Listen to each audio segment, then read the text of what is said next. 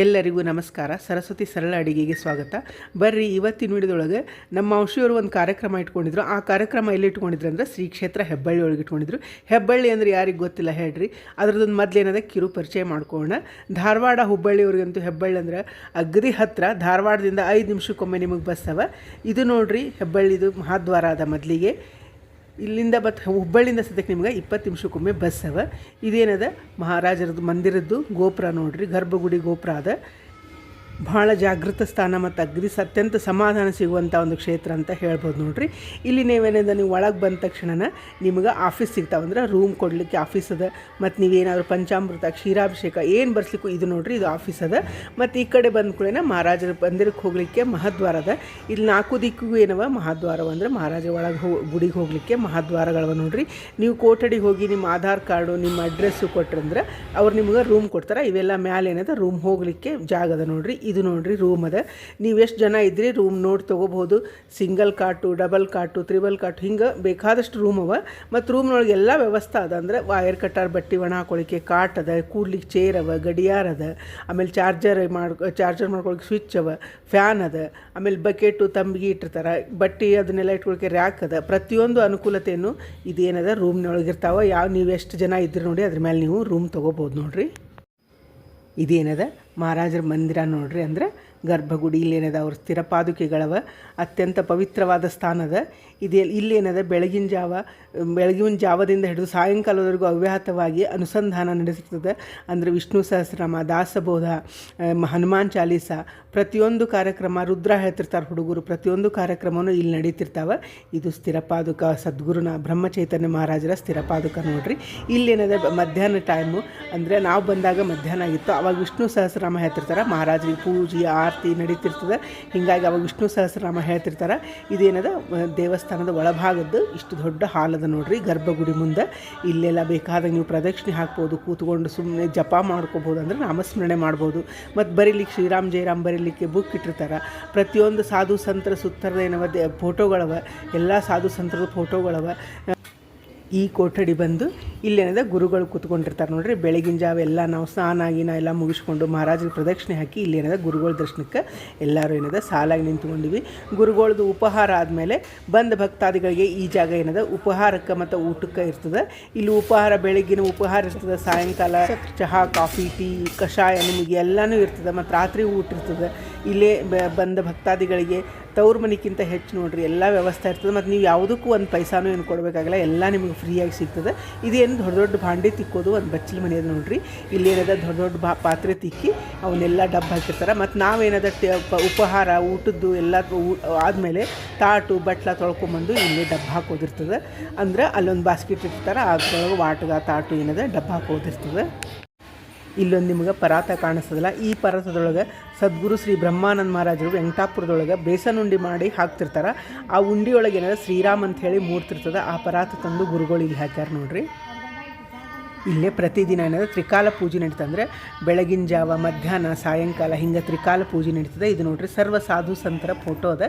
ಇಲ್ಲಿ ಶ್ರೀರಾಮ್ ಜಯರಾಮ್ ಬರೀತಿರ್ತಾರೆ. ಇದು ವೆಂಕಪ್ಪನ ಗುಡಿ ಇತ್ತಿತ್ತಲಾಗ ಏನದ ಗುರುಗಳು ಸ್ಥಾಪನೆ ಮಾಡ್ಯಾರ.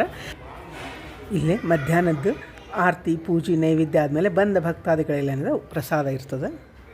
ಇದು ನೋಡ್ರಿ ದೊಡ್ಡ ಹಾಲ್ ಅದ. ಇಲ್ಲೂ ಮೊದಲೆಲ್ಲ ಊಟಕ್ಕೆ ಹಾಕ್ತಿದ್ರು. ಈಗಿನದ ಬರೀ ಇಲ್ಲಿ ಕಾಯಿಪಲ್ಯ ಹೆಚ್ಚೋದು ಮಾಡ್ಯಾರ. ಎಲ್ಲನೂ ಏನದ ಬೆಳಗ್ಗೆ ಸಾಯಂಕಾಲ 2 ಹೊತ್ತಿಲ್ಲೇ ತರಕಾರಿನ ಹೆಚ್ತಾರೆ. ಮತ್ತು ಇದ್ರ ಬಾಜುಕನ ಅಡುಗೆ ಮನೆ ಅದ, ದೊಡ್ಡ ದೊಡ್ಡ ಅಡುಗೆ ಮಾಡೋದು ಅಡುಗೆ ಮನೆ ಅದ. ಈಗ ಮಧ್ಯಾಹ್ನದ ಏನದ ಆರತಿ ಆಗ್ತದೆ. ಮಹಾರಾಜರಿಗೆ ಆರತಿ ಆದಮೇಲೆ ನೈವೇದ್ಯ ಅದೇನದ ಎಲ್ಲರಿಗೂ ಪ್ರಸಾದ ಇರ್ತದೆ. ಮಧ್ಯಾಹ್ನ ಏನದ ಪ್ರಸಾದ ಇರ್ತದೆ. ಮತ್ತು ಸಾಯಂಕಾಲ ಟೀ, ಕಾಫಿ, ಚಹಾ, ಅಂದರೆ ಬೆಲ್ಲದ ಚಹಾ ಇರ್ತದೆ, ಸಕ್ಕರೆ ಚಹಾ, ಸಕ್ಕರೆ ಇಲ್ಲಾರ್ದ ಚಹಾ ಇರ್ತದೆ. ಈಗ ಆರತಿ ನೈವೇದ್ಯ ಎಲ್ಲ ಆದಮೇಲೆ ತೀರ್ಥ ಪ್ರಸಾದ ಕೊಡ್ತಾರೆ. ಇಲ್ಲಿ ತೀರ್ಥ ಪ್ರಸಾದ ಕೊಟ್ಟಮೇಲೆ ಅವತ್ತು ನಾವು ಹೋದ ದಿವಸ ಏನದು ವಟುಗಳದ್ದು ಪೂಜಾ ಇತ್ತು. ಅಂದ್ರೆ 18 ವಟುಗಳದ್ದು ಪೂಜಾ ಮಾಡಿದರು. ಆ ಪೂಜಾದು ಎಲ್ಲ ಕಾರ್ಯಕ್ರಮ ಆದಮೇಲೆ ವಟುಗಳಿಗೆ ಊಟಕ್ಕೆ ಹಾಕಿದ ಮೇಲೆ ನಮಗೆಲ್ಲ ಬಂದವ್ರಿಗೆಲ್ಲ ಏನದ ಊಟಕ್ಕೆ ಹಾಕಿದರು. ಆ ಪೂಜಾನ ಈಗ ನೋಡ್ಕೊಂಬರೋಣಂತ. ಇಲ್ಲಿ ನೋಡ್ರಿ ಎಲ್ಲ ವಟುಗಳದ್ದು ಪೂಜಾ ನಡೆದ ಸ್ವತಃ ಗುರುಗಳ ಕೂತ್ಕೊಂಡು ಎಲ್ಲ ಪೂಜಾ ಅದನ್ನು ಮಾಡಿಸಿ ಊಟಕ್ಕೆ ಹಾಕಿಸ್ತಾರೆ. ಅವ್ರದ್ದೆಲ್ಲ ಊಟ ಆದಮೇಲೆ ಬಂದು ಭಕ್ತಾದಿಗಳಿಗೂ ಏನದ ಊಟಕ್ಕೆ ಬಡಿಸ್ತಾರೆ.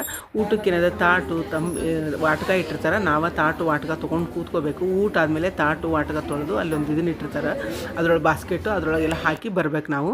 ಆಮೇಲೆ ಇಲ್ಲೆಲ್ಲ ಅಡುಗೆ ಇಟ್ಕೊಂಡು ನಿಂತಾರೆ ನೋಡ್ರಿ ಬಡಿಸೋದು. ಒಂದೇ ಸಮ ಯಾರಿಗೂ ಭೇದ ಭಾವ ಇಲ್ಲಾರ್ದ ಪ್ರತಿಯೊಬ್ಬರಿಗೂ ಏನು ಮಾಡಿರ್ತಾರೆ ಎಲ್ಲನೂ ಬಡಿಸ್ತಾರೆ. ಪ್ರತಿದಿನ ಸ್ವೀಟ್ ಇದ್ದೇ ಇರ್ತಂದ್ರೆ ಸಿಹಿ ಮಾಡೇ ಮಾಡಿರ್ತಾರೆ. ಗುರುಗಳಿಗೆ ಅಭಿಷೇಕ ಇದು ನೈವೇದ್ಯ ಮಾಡೋದಿರ್ತದೆ ಮಹಾರಾಜರಿಗೆ. ಹೀಗಾಗಿ ದಿನ ಏನದ ಸಿಹಿ ಇದ್ದೇ ಇರ್ತದೆ. ಈಗೇನದ ಸಾಯಂಕಾಲದ್ದು ಭಜನೆ ಸ್ಟಾರ್ಟ್ ಆಗ್ತದೆ ನೋಡ್ರಿ. ಮತ್ತು ಸಾಯಂಕಾಲ ಹನುಮಾನ್ ಚಾಲೀಸ್ ಹೇಳ್ತಾರೆ, ಭಜನೆ ಪಂಚಪದಿ ಭಜನೆ ಇರ್ತದೆ. ಬರೀ ಹೊಡಿತದಂದ್ರೆ ಇದು ಸಾಯಂಕಾಲದ್ದೆಲ್ಲ ಭಜನೆ ಅದು ಮುಗಿದ್ಮೇಲೆ ಮತ್ತು ಅವಾಗ ಸಾಯಂಕಾಲದಿಂದ ರಾತ್ರಿ ಊಟದ್ದು ಎಲ್ಲ ವ್ಯವಸ್ಥೆ ಮಾಡಿರ್ತಾರೆ. ಊಟ ಆಗಿ ಮಹಾರಾಜರಿಗೆ ಶೇಜಾರತಿ ಮಾಡ್ತಾರೆ. ಶೇಜಾರತಿ ಆದಮೇಲೆ ಎಲ್ಲರೂ ಮಲ್ಕೊಳ್ಳೋದಿರ್ತದೆ. ಮತ್ತು ಬೆಳಿಗ್ಗೆ ಎದ್ದ ತಕ್ಷಣ ಏನದ ಕಾಕಡಾರತಿ ಇರ್ತದೆ. ಅಂದರೆ 3:30ಯಿಂದ ಪೂಜೆ ಮಾಡಲಿಕ್ಕೆ ಸ್ಟಾರ್ಟ್ ಮಾಡ್ತಾರೆ. ಕಾಕಡಾರತಿ ಅನ್ನೋದು 5:00ಗೆ ಸ್ಟಾರ್ಟ್ ಆಗ್ತದೆ ನೋಡ್ರಿ. 5:00ಗೆ ಶುರುವಾಗ್ತದೆ. ಇಲ್ಲೇನಾದ್ರು ಗುರುಗಳು ಕೂತ್ಕೊಂಡಿರ್ತಾರೆ. ಅಂದ್ರೆ ಅವರು ಅಧ್ಯಾತ್ಮದ ಬಗ್ಗೆ ಚರ್ಚೆ ಮಾಡ್ಕೋತ ಕೂತಾಗ ಪ್ರತಿಯೊಬ್ಬರು ಬಂದವರು ಅವರು ಹಣ್ಣು ಹೂವು ಅರ್ಪಿಸ್ತಾರೆ. ಅವ್ರು ಏನದ ಪರಮಾರ್ಥದ ಬಗ್ಗೆ ಕೆಲವೊಂದು ಮಾತುಗಳನ್ನ ಗುರುಗಳು ಹೇಳ್ತಾರೆ. ಅಲ್ಲೆಲ್ಲ ಕೂತ್ಕೊಂಡಿರ್ತಾರೆ. ಈಗಿಲ್ಲೇ ತರಕಾರಿನೂ ಹೆಚ್ಚಲಿಕ್ಕತ್ತಾರೆ. ಅಂದ್ರೆ ಬೆಳಿಗ್ಗೆ ಸಾಯಂಕಾಲ 2 ಹೊತ್ತು ಏನದ ತರಕಾರಿ ಹೆಚ್ಚ್ತಾರೆ ಅಂತ ಹೇಳಿ ನಿಮಗೆ ಅಡಿಗೆ ಬೇಕಂಥೇಳಿ ಈಗೆಲ್ಲ ಕಡೆ ಆರತಿ ಮಾಡ್ಕೊಂಡು ಬಂದಮೇಲೆ ಮಹಾರಾಜರಿಗೆ ಈಗ ಆರತಿ ನಡೀತದೆ.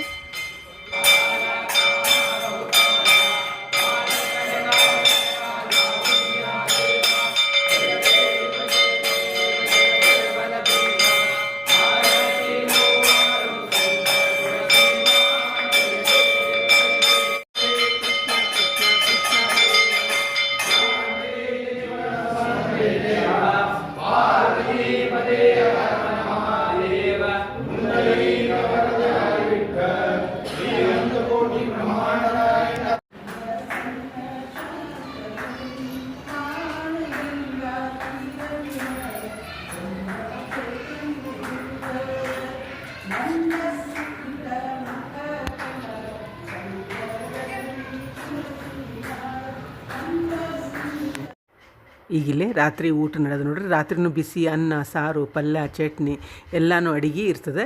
ಇದಾದಮೇಲೆ ಬೆಳಗಿಂದು ಕಾಕಡಾರತಿ ಚಾಲೂ ಆಗ್ತದೆ ಮಹಾರಾಜರಿಗೆ. ಆ ಕಾಕಡಾರತಿದು ಎಲ್ಲನೂ ಕಾರ್ಯಕ್ರಮನ ನೋಡ್ಕೊಂಬರೋಣಂತ.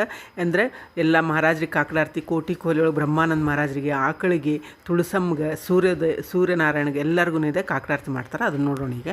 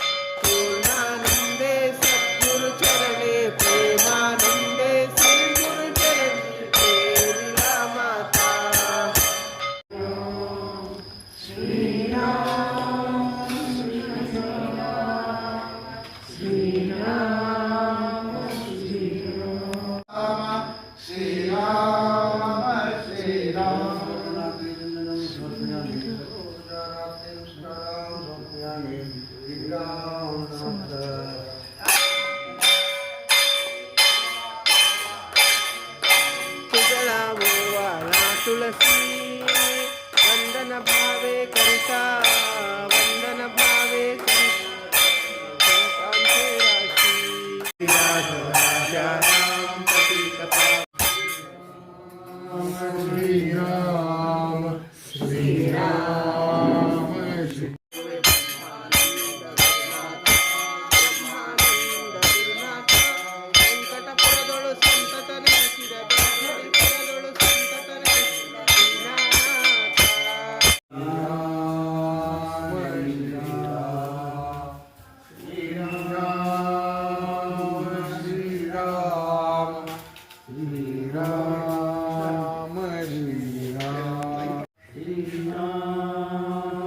Shriram Shriram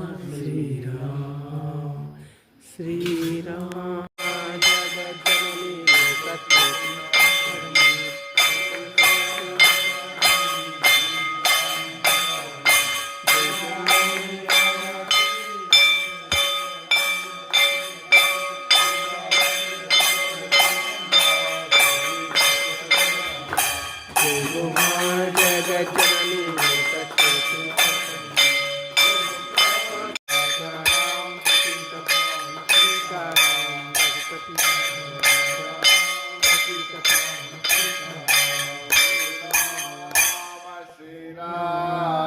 Sri Ram, Sri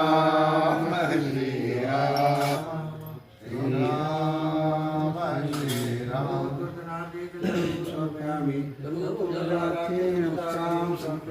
भगवान सविता सूर्यनारायण महाराज की जय।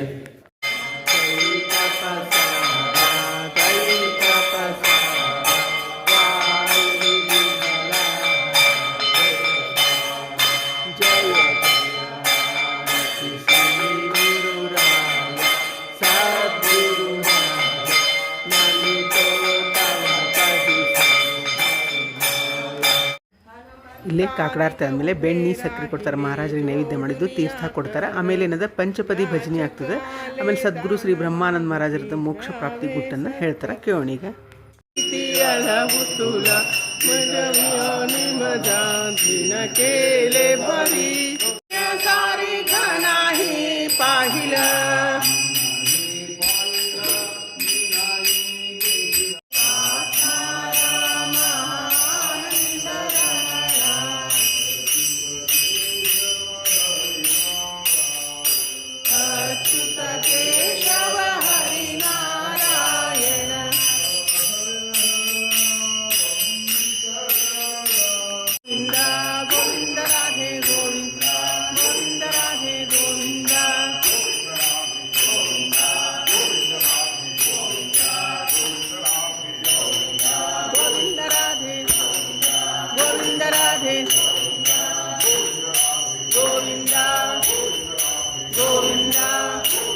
ಘೋರ ಕಲಿಯುಗದಲ್ಲಿ ಪಾರಾಗಬೇಕಾದರೆ ಭಗವದ್ಭಕ್ತಿ ರಾಮನಾಮ ಸ್ಮರಣದ ಹೊರತು ಎರಡನೇ ಉಪಾಯದಾವುದೂ ಇಲ್ಲ.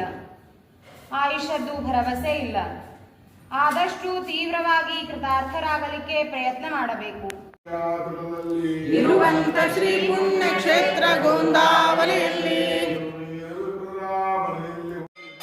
ಇಲ್ಲೇ ಪಂಚಪದಿ ಭಜಿನಿ, ಮೋಕ್ಷ ಪ್ರಾಪ್ತಿ ಗುಟ್ಟು, ಗೋವಿಂದ ರಾಧೆ ಎಲ್ಲ ಮುಗಿದ ಮೇಲೆ ಮತ್ತು ಮಹಾರಾಜರ ಪಾದಕಕ್ಕೆ ಪುನಃ ಎಲ್ಲ ತೆಗೆದು ಅಲಂಕಾರ ಮಾಡಿ ಈಗೇನದ ಮತ್ತು ಆರತಿ ಮಾಡ್ತಾರೆ. ಆರತಿ ಆದಮೇಲೆ ಎಲ್ಲರಿಗೂ ಮತ್ತು ತೀರ್ಥ ಕೊಡ್ತಾರೆ. ಪಂಚಾಮೃತ ತೀರ್ಥ ಕೊಟ್ಟ ಮೇಲೆ ಹೊರಗಡೆ ಏನದ ನಿಮಗೆ ಚಹಾ, ಕಾಫಿ, ಕಷಾಯ, ಬೆಲ್ಲದ ಚಹಾ ಪ್ರತಿಯೊಂದೂ ಇಟ್ಟಿರ್ತಾರೆ.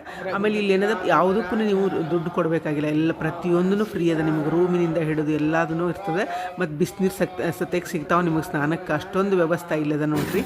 ಇದನ್ನೆಲ್ಲ ನೋಡಿದ್ರೆಲ್ಲ ಹೆಬ್ಬಳ್ಳಿ ಬೇಕಾದಷ್ಟು ಜನ ಬಂದಿರ್ತೀರಿ, ಎಲ್ಲರಿಗೂ ಗೊತ್ತಿರ್ತದೆ. ಆದರೂ ಒಂದು ಸಣ್ಣ ಇದೊಂದು ಪರಿಚಯನ ಮಾಡಿಕೊಟ್ಟಿನಿ. ಇಂಥ ಒಂದು ಪುಣ್ಯಕ್ಷೇತ್ರದಲ್ಲಿ ನಮ್ಮ ವಂಶಿಯವರು ಒಂದು ಕಾರ್ಯಕ್ರಮ ಇಟ್ಕೊಂಡಿದ್ರು. ಕಾರ್ಯಕ್ರಮ ಅಂತೂ ಭಾಳ ಚಂದ ಆಯ್ತು. ಯಾವ ಕಾರ್ಯಕ್ರಮ ಇಟ್ಕೊಂಡಿದ್ರು, ಹೆಂಗಾಯ್ತು ಎಂಬುದನ್ನೆಲ್ಲನೂ ಏನಿದೆ ನಾವು ಮುಂದಿನ ವಿಡಿಯೋದೊಳಗೆ ನೋಡೋಣ ಅಂತ. ಈ ವಿಡಿಯೋ ನಿಮಗೂ ಎಲ್ಲ ಇಷ್ಟ ಆಗಿದೆ ಅನ್ಕೋತೀನಿ. ಮತ್ತೊಂದು ವಿಡಿಯೋದೊಳಗೆ ಭೇಟಿ ಆಗೋಣ. ಶ್ರೀರಾಮ ಸಮರ್ಥ.